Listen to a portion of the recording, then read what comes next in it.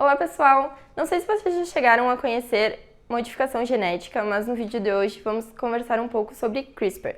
Estamos aqui com o professor José, que vai nos apresentar um pouco desse assunto. Tudo bem, pessoal? Tá, vou falar um pouquinho do que eu faço para que vocês tenham ideia do que significa modificação genética. Eu já trabalhei com a parte de modificação genética de vírus, de HIV, utilizados para terapia gênica. E é muito comum que as pessoas confundam o termo edição gênica com terapia gênica, que são conceitos diferentes. Sim? Edição gênica significa que você vai manipular o genoma para colocar uma sequência ou retirar uma sequência de interesse do pesquisador. Terapia gênica, no entanto, significa colocar um gene terapêutico que pode se inserir em qualquer parte do genoma, tá? Mas antes de falarmos mais sobre CRISPR, confere as novidades da Science of Wisdom, uma loja com produtos nerds como canecas, prints, quadros e agora com camisetas. O link está na descrição do vídeo. Então, José, o que é CRISPR? Tá. Então, para que vocês conheçam um pouquinho mais, CRISPR é a ferramenta que tem vários trabalhos publicados, sim, que se utiliza para modificar geneticamente o DNA das células, tá? CRISPR, na verdade, é uma sigla. A palavra CRISPR se refere a sequências específicas que têm sua origem em bactérias, só que os seres humanos utilizamos para modificar o genoma de humanos. A vantagem de CRISPR sobre outros tipos de ferramentas é que CRISPR reconhece uma sequência específica. CRISPR, na verdade, é um complexo formado por uma proteína, ¿sí? E uma sequência que vai ser utilizada como guia ou reconhecimento daquela sequência que vocês querem modificar dentro do DNA humano. Então a sequência vai até aquela parte que vocês querem modificar e a outra parte, que é uma enzima, uma proteína, vai cortar em forma específica. Justamente essa é a vantagem do CRISPR, que é a especificidade para fazer modificação genética. Outras ferramentas não tinham essa especificidade ou implicavam utilizar muitos passos biotecnológicos para conseguir fazer aquilo. E acabava demorando bem mais também, né? E o custo também acabava sendo bem mais elevado do que o CRISPR em si, né? Isso. Tipo, comparando... As ferramentas anteriores, para trabalhar, tu precisavas ter muito conhecimento em biologia molecular, porque não, quando se trabalha com DNA, não só se trabalha com DNA, como também implica trabalhar com bactérias. Sim? Sim. No caso do CRISPR, no entanto, ainda tem esse passo metodológico de utilizar bactérias, se trabalha de uma maneira muito fácil, de uma maneira muito direta. Tanto é assim que tu tendo as ferramentas moleculares básicas, tu conseguiria fazer CRISPR. Sim. E como que começou a utilização do CRISPR, assim? Já começou direto em humanos ou os experimentos feitos antes, como que foi? Nos anos 80, na verdade, começou começou já CRISPR, muito faz um tempo. antes. Só que as pessoas viram a utilidade biotecnológica a partir do ano 2010. De CRISPR, 2013 já se utilizou como ferramenta para editar genomas, sim? E a de agora fica um boom. Tanto é assim que a revista Nature Biotechnology, que é uma revista muito boa dentro da ciência, mencionou CRISPR como uma ferramenta biotecnológica do século. Ou seja, o impacto que vai ter CRISPR daqui a longo prazo vai ser muito grande. A edição genética vai ficar uma coisa mais de rotina. Assim, já se está utilizando muito modelo animal e modelo vegetal, já estão utilizando bastante CRISPR e agora teve aquela notícia que modificaram geneticamente humanos. Sim. Modificar humanos é muito mais complexo que simplesmente sair fazendo, ¿sí? Porque em ciência, e isso é muito importante para as pessoas saberem, existem protocolos de segurança, porque cada vez que tu manipula alguma coisa, tu não tens certeza dos efeitos colaterais de manipular o DNA. Sim. Então, por isso, existem cientistas que trabalham em forma séria, fazendo o que é correto a nível ético também, para permitir chegar a um resultado. No trabalho das crianças modificadas na China, que foram modificadas geneticamente, não foram feitas em condições éticas.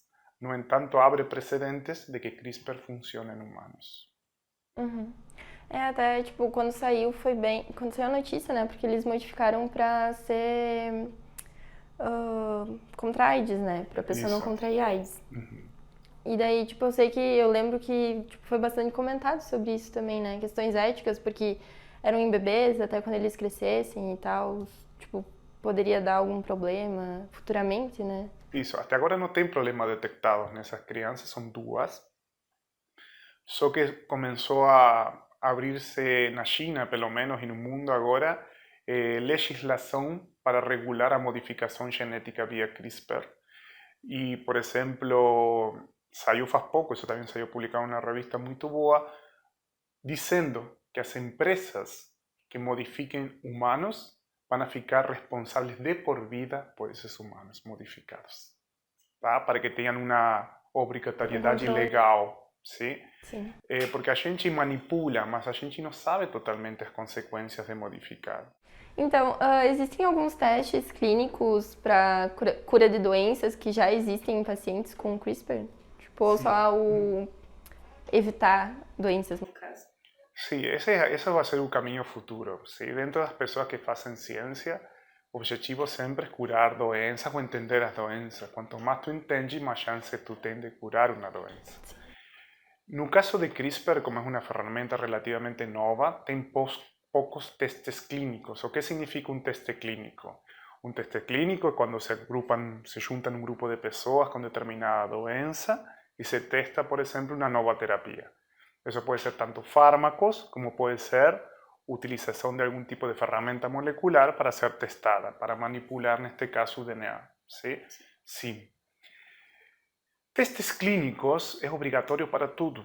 Por ejemplo, hasta para persona que toma remedio para dor de cabeza. Eso fue testado siempre en muchas personas y después que se ven que los efectos colaterales no son peores que la doença, se libera y ese proceso puede demorar muchos años. Sim.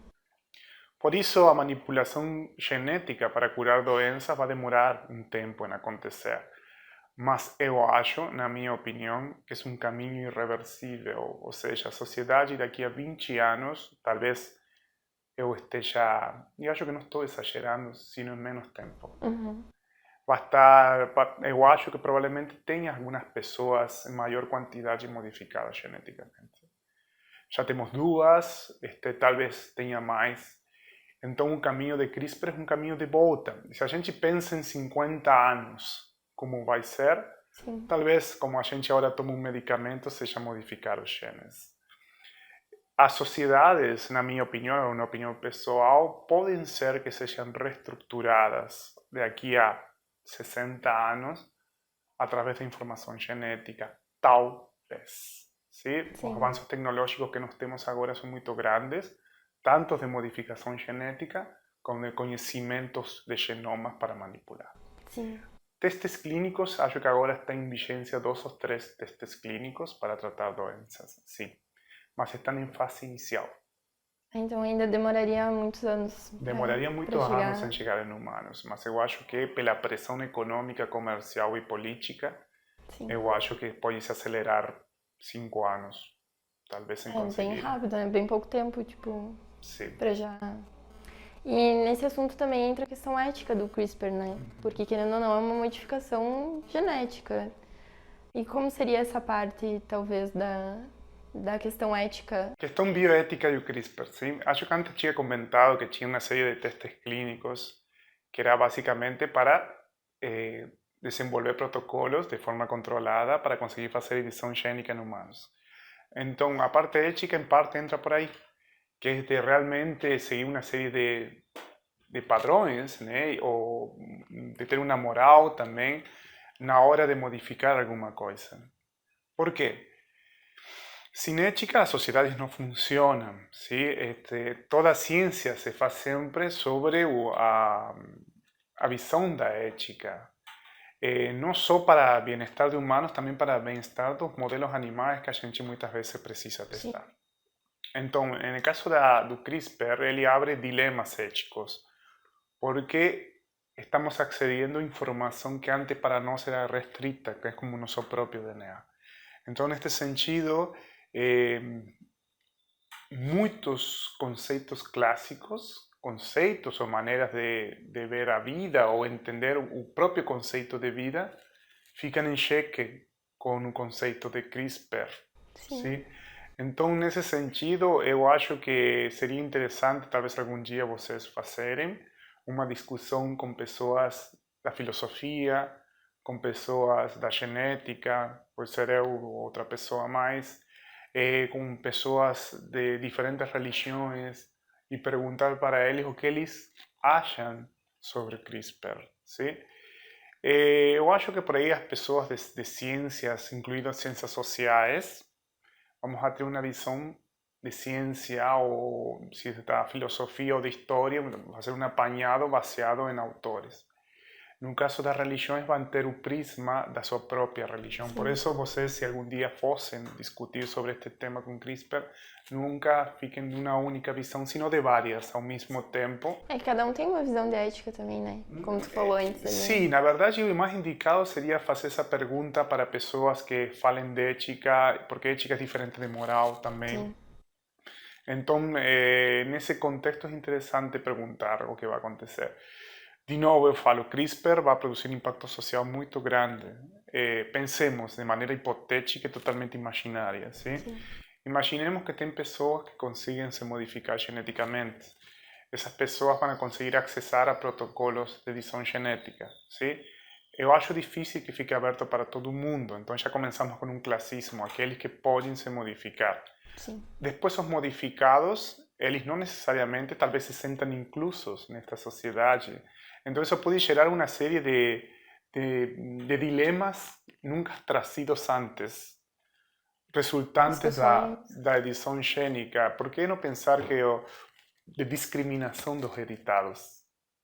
Verdade. Eles ser, assim como as pessoas negras, que é totalmente absurdo.